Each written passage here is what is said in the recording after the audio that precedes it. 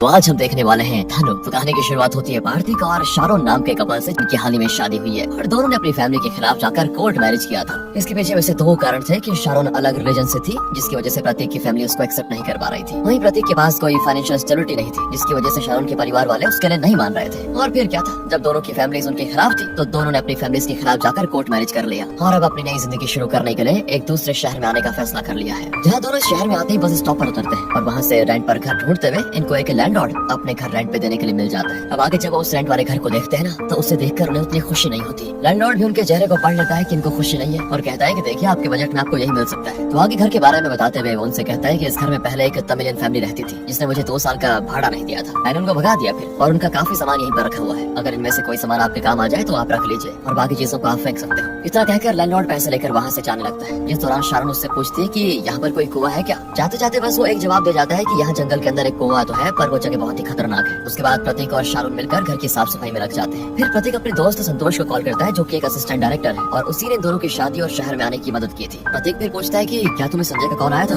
उसने मुझसे कहा था कि वो शाम तक कॉल करेगा, लेकिन करा नहीं। असल में ये संजय संतोष का ही दोस्त है और संतोष ने संजय से बात भी की थी कि शहर में आने के बाद तुम्हें प्रतीक को कुछ काम दिलाना होगा। अब उसी शाम को हम उनके घर के आगे एक बस के अंदर बस ड्राइवर के क्रू को पार्टी करते हुए देखते हैं। तो उसी दौरान वो लोग इस बारे में भी बात करते हैं कि यहाँ पर एक नया कपल रहने के लिए आया हुआ है, जहाँ बातों में उनको पता चल जाता है कि संजय ने उनको यहाँ पर बुलाया हुआ है, यानी उस कपल को। असल में प्रतीक का घर रोड के बहुत ही करीब होता है और वहीं से कुछ ही दूरी पर बस स्टॉप भी है, जिस वजह से पूरे दिन यहाँ से बसेस गुजरती रहती है और दिन की जो आखिरी बस होती है वो इनके घर के लगभग सामने ही आकर रुकती है। और ये ड्राइवर्स का क्रू भी उन्हीं बसेस को मैनेज करते हैं, इसलिए यहाँ पर पार्टी कर रहे हैं। अब शाम में संजय इनसे मिलने के लिए आता है, जहाँ कुछ देर बातें करने के बाद प्रतीक संजय को अंदर आने को कह देता है, पर संजय जवाब देता है कि मुझे किसी काम के लिए देरी हो रही है, इसीलिए अभी तो मैं नहीं आ पाऊंगा। इतना कहकर वो चला जाता है। पर जाने से पहले वो प्रतीक को अगली सुबह 8 बजे तैयार रहने के लिए कहता है, जहाँ वो कल प्रतीक को उसको काम दिलवाएगा। अब दोस्तों अगली सुबह हम शारोन को विंडो के नजदीक खड़े होकर बाहर देखते हुए देखते हैं, जहाँ वो सामने के घर में बंधे कुत्ते को देख रही होती है, जिसको देखकर वो बड़ी दुखी भी हो जाती है। तभी प्रतीक पीछे से आकर उसको संभालता है। और दोस्तों इससे हम समझ पाते हैं कि शायद पहले शारोन के साथ कुछ हादसा हुआ है, जिससे मतलब उसको जानवरों को अगर किसी भी तरह की कोई तकलीफ हो तो देखी नहीं जाती। और ये बात प्रतीक भी जानता है, हालांकि हमें नहीं बताया जाता कि असल में शारोन के साथ हुआ क्या था। अब आगे संजय इनके घर पर पहुंचता है, जहाँ से वो इनके लिए सब्जियां भी लेकर आया होता है। फिर शारोन को देने के बाद मतलब सब्जियां, संजय और प्रतीक वहाँ से चले जाते हैं। फिर जब संजय अपने बॉस से बात करता है तो प्रतीक को काम मिल जाता है, जहाँ दोनों मिलकर वहाँ वॉल्स को पेंटिंग का काम करते हैं। दूसरी तरफ हम शारोन को घर पर अकेला देखते हैं, जहाँ भूख लगने पर वो पास ही के रेस्टोरेंट में जाती है और वहाँ से खाना खाकर वो प्रतीक को कॉल करके पूछती भी है कि क्या तुम्हारे लिए भी मैं कुछ लेकर आ जाऊँ। मतलब वो घर पर ले जाने की बात कर रही है, जब प्रतीक घर पर आएगा तब खाएगा मतलब। लेकिन प्रतीक कहता है कि आज तो मैं संजय के साथ ही खाऊंगा। अब आगे जब संजय और प्रतीक दोनों फ्री होते हैं तो संजय स्मोक करने लगता है और प्रतीक को भी ऑफर करता है कि तुम भी कर लो। प्रतीक कहता है कि जब मैं फिल्म लाइन में था ना, तभी मैंने स्मोकिंग और ड्रिंकिंग सब छोड़ दिया था। अरे प्रतीक भाई, तुमने ये फिल्म लाइन क्यों छोड़ दी। तो जवाब में प्रतीक रिस्पॉन्सिबिलिटी कहता है। अच्छा संजय एक बात बताओ, यहाँ पर कोई नदी है क्या। तो वो बता देता है कि हाँ तुम्हारे घर के करीब एक नदी है। प्रतीक फिर उस नदी को ढूंढते ढूंढते वहाँ पर पहुँच जाता है, जहाँ उसको एक आदमी मछलियाँ पकड़ते हुए नजर आता है। प्रतीक उससे पूछता है क्या ये नदी गहरी है, वो हमें जवाब देता है। फिर दोस्तों एक लकड़ी के सहारे नदी में ऐसी जगह ढूंढता है जहाँ ज्यादा गहराई ना हो। और उसी शाम जैसे प्रतीक घर पहुंचता है, वो शारोन से कहता है कि नदी में परफेक्ट जगह मिल गई है। अभी क्या करने वाले हैं दोस्तों, बस आपको पता चल जाएगा। अगली रात प्रतीक उस जगह पे जाता है और नदी के करीब एक जगह पर सूखी पत्तियों से एक बेड जैसा स्ट्रक्चर बना देता है। फिर वापस आकर शारोन से कहता है कि कल हम वहाँ जा सकते हैं, कोई दिक्कत नहीं है। अगली रात दोनों उस जगह पर जाने के लिए घर से निकलते हैं, पर उन्हें सामने आखिरी बस खड़ी मिलती है, जिसमें बस के क्रू लोग फिर से वही ड्रिंक कर रहे होते हैं। तो उनको देखकर शारोन कहती है कि नहीं, आज तो हम नहीं जा पाएंगे, ऐसा करते हैं कल ही चलते हैं, जब ये लोग यहाँ पर नहीं रहेंगे तब। प्रतीक मान जाता है। अब अगली रात दोनों फिर से घर से बाहर आते हैं और इस बार प्रतीक आराम से बाहर देख पाता है कि कोई भी आदमी बैठा नहीं है, मतलब सभी अपने अपने घर जा चुके होते हैं। जिसके बाद वहाँ पर किसी को ना पाकर दोनों अपने घर से निकल के नदी के पास आते हैं और नदी में कई बार लगभग 20 से 25 मिनट तक पानी में रहते हैं, जिसमें वो कई बार सांस लेने पर ऊपर आते हैं और फिर से पानी में जाकर वहीं पर रहते हैं। और लगभग 20 मिनट तक ऐसा करने के बाद दोनों नदी से बाहर आते हैं और जो प्रतीक ने बेड जैसा स्ट्रक्चर बनाया था ना, उस जगह एक चादर बिछाकर अपने कपड़े निकाल कर दोनों वहाँ पर इंटीमेट होने लग जाते हैं। और इस दौरान शारोन बहुत डरी भी होती है, चारों तरफ देखती है कि कोई हमें देख तो नहीं रहा। अगली रात भी ये दोनों यही करते हैं और कुछ दिनों के बाद एक फेस्टिवल आने वाला होता है, इस वजह से प्रतीक का पेंटिंग का काम बढ़ जाता है। इसलिए प्रतीक शारोन को भी अपने साथ उस जगह पे लेके जाता है जहाँ पेंटिंग का काम हो रहा है, ताकि शारोन को रात में घर पर अकेला न रहना पड़े। हालांकि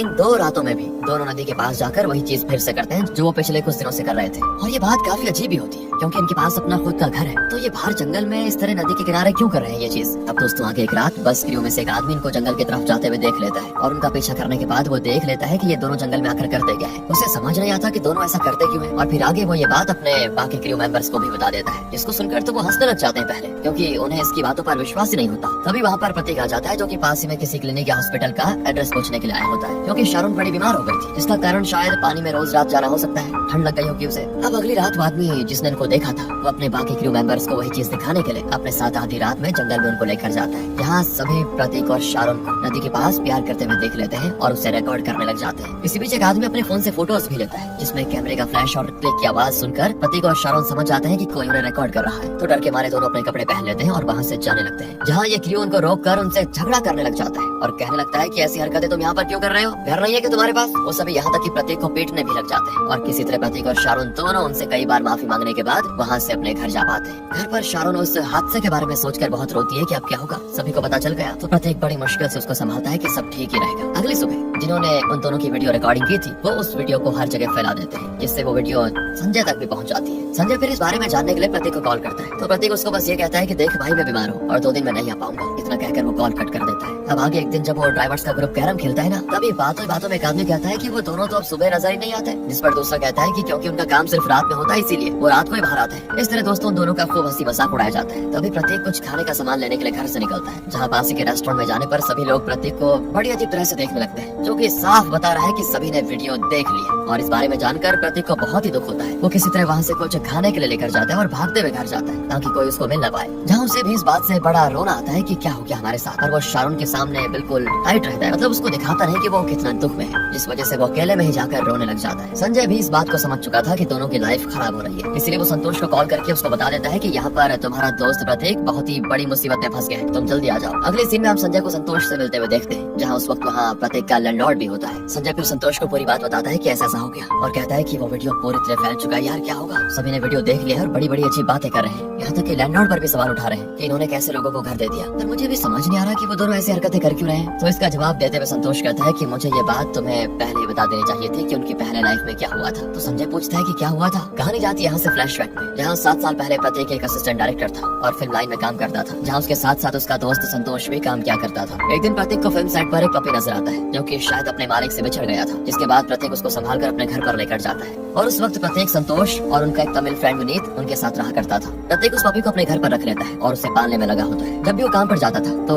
उसके बाद विनीत ही उस पपी को संभाला करता था। वहीं दूसरी ओर हम देखते हैं कि वो पपी शारोन का पेट है और पपी की गायब होने की वजह से शारोन कई दिनों से खाना तक नहीं खा रही थी। उसके घर वाले नया पपी लाने की बात भी कर रहे थे, पर शारोन को तो वही वाला पपी वापस चाहिए था। जिसके बाद पपी के मिसिंग पोस्टर्स शहर में हर जगह फैला दिए जाते हैं और ऐसा ये पोस्टर विनीत तक पहुंच जाता है, जहाँ के विनीत वो पोस्टर प्रतीक को दिखाता है और प्रतीक फिर शारोन को कॉल करके बता देता है कि आपका पपी मेरे पास है। शारोन फिर उसको लेने के लिए प्रतीक के घर पर आती है और अपने पपी को वापस पाकर बड़ी खुश होती है और इसी दौरान शारोन और प्रतीक में अच्छी दोस्ती हो जाती है। तो प्रतीक ये भी कहता है कि अरे कभी कभार इस पपी को यहाँ पर ला लेना हमारे सामने। आगे शारोन पपी को लेकर प्रतीक से कई बार मिलने आ जाती है और धीरे धीरे इनकी दोस्ती गहरी हो जाती है, जो आगे चलकर प्यार में बदल जाता है। अब दोस्तों शारोन फिर एक शाम प्रतीक को बताती है कि जब मैं 11 साल की थी तभी मेरी माँ की मौत हो गई थी। इसके बाद मेरे पापा ने दूसरी शादी कर ली और मेरे पापा बहुत ही स्ट्रिक्ट नेचर के हैं। आगे मेरे पापा ने मेरे कहने पर मुझे अंकल आंटी के यहाँ छोड़ दिया, जहाँ पर मुझे अपना सा लगता था, और अब मेरे पापा दूसरे शहर में रहते हैं। फिर दोस्तों ये सारी बातें बताने के बाद शारोन घर पर प्रतीक के बारे में बताती है, पर कोई भी उसकी और प्रतीक की शादी के लिए नहीं मानता, क्योंकि प्रतीक अमीर नहीं था और उसके पास कोई स्टेबल जॉब नहीं थी। यहाँ तक कि शारोन के पापा उसकी बातें सुनकर उसको अगले ही दिन अपने साथ दूसरे शहर में जाने की बात करते हैं। ये देखकर तो वो उसी रात अपने घर से भाग जाती है और अगले दिन प्रतीक और शारोन दोनों कोर्ट में जाकर कोर्ट मैरिज कर लेते हैं, जहाँ से आगे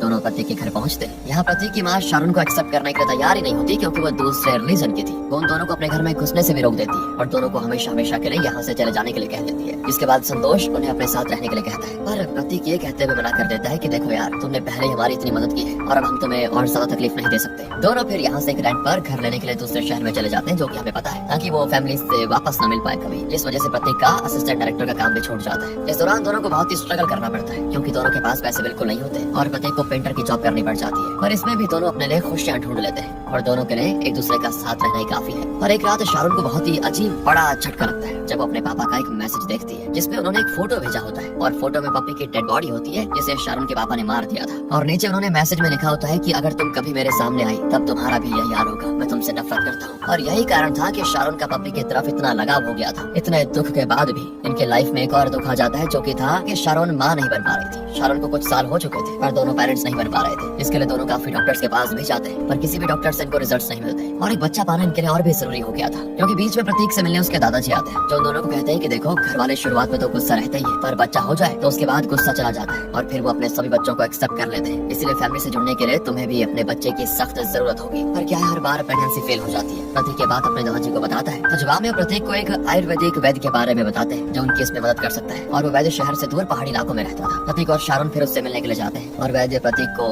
हाथ देखकर कहता है कि तुम दोनों का बच्चा होना जरा मुश्किल है। इसको ऐसे समझो कि तुम्हारे शरीर में कई कमी आ चुकी है जो कि शहर में रहने की वजह से आई है। तो अगर तुम्हें अपने शरीर को वापस उस काबिल बनाना है जिससे बच्चा पैदा हो जाए, तो तुम्हें प्रकृति के करीब आना होगा, जिसके लिए तुम्हें शहर से अलग होकर गाँव के इलाके में रहना होगा। साथ ही एक चीज और तुम्हें करनी होगी, जिसमें तुम्हें हर रात नदी में जाकर लगभग आधा घंटा उसमें रहना होगा, जो तुम्हारे शरीर को ठंडा करेगी, और फिर तुम्हें इंटीमेट होना होगा, उससे ही तुम्हारा बच्चा होगा। ये सुनकर दोनों शॉक हो जाते हैं और वहाँ से आते हुए सोचने लगते हैं कि हमें ये चीज करनी चाहिए या फिर नहीं। इसके बाद प्रतीक शारोन से कहता है कि हमें 7 साल हो चुके हैं, 7 साल से कोशिश कर ही रहे हैं लेकिन कुछ नहीं हुआ, तो एक बार ये करके भी देख लेते हैं। जिसके बाद दोनों इसके लिए मान जाते हैं और गाँव जैसे इलाके में आकर वहीं रहने लग जाते हैं। फिर आगे की कहानी तो दोस्तों हमें पता ही है। अब संजय को जब इस बारे में पता चलता है कि दोनों बच्चे के लिए ऐसा कर रहे थे, और तब उस ड्राइवर ग्रुप ने उनका वीडियो बनाकर सभी को फैला दिया, तो तब संजय और संतोष उन लोगों से मिलने जाते हैं और उन्हें बताते हैं कि तुम्हारी एक गलती ने एक कपल की जिंदगी खराब कर दी है। फिर काफी सुनाने के बाद वो ग्रुप भी समझ पाते हैं और अपनी तरफ से जितने जनों से वो वीडियो डिलीट करवा सकते थे वो डिलीट करवा देते हैं। फिर शारोन और प्रतीक से माफी भी मांगते हैं सभी। पर ये क्या, वो दोनों घर पर नहीं मिलते, उनके घर पर ताला लगा होता है। दोनों को हर जगह ढूंढा जाता है पर दोनों कहीं नहीं मिलते। जिसके बाद अगली सुबह संजय को अपने